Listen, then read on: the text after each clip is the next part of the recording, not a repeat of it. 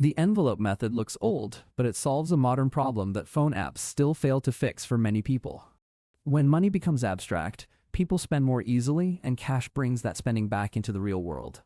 For years, households used labeled envelopes for groceries, fuel, clothing, school, and entertainment before digital banking existed. When one envelope ran empty, spending in that category stopped, and that physical boundary made the budget impossible to ignore. The method has no single inventor, because it grew naturally in cash-based homes and later got popularized by debt educators. Its power comes from turning a soft wish like spend less into a hard limit you can hold in your hand. Research on payment methods keeps showing that cash hurts more to spend than cards or contactless taps. That feeling is often called the pain of paying, because cash is visible, countable, and disappearing right in front of you.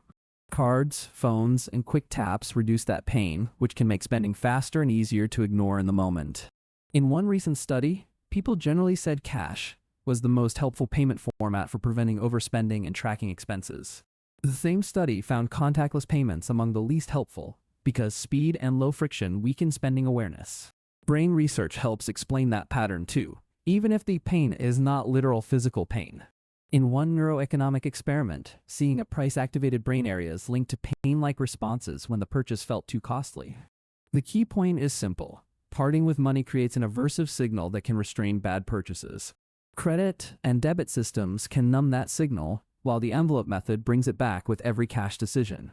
That is why the method works best in variable categories filled with temptation, like restaurants, snacks, hobbies, beauty spending, or children's extras.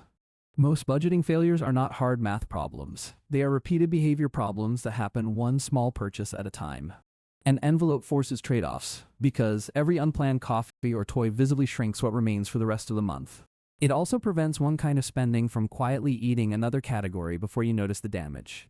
For people dealing with debt, this can break the cycle where cards hide overspending until the statement arrives too late.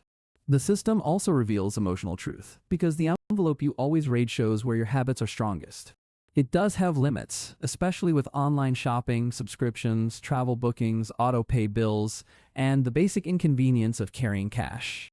Some people also become too rigid and quit after one bad week instead of adjusting the amounts with honesty.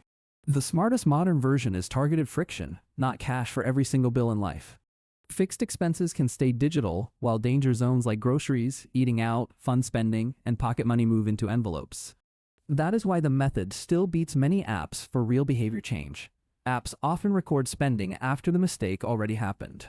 The envelope method works one step earlier, because it can stop the purchase before the money leaves your hand. If you want another practical money system built on behavior instead of hype, watch the next finance video on this channel.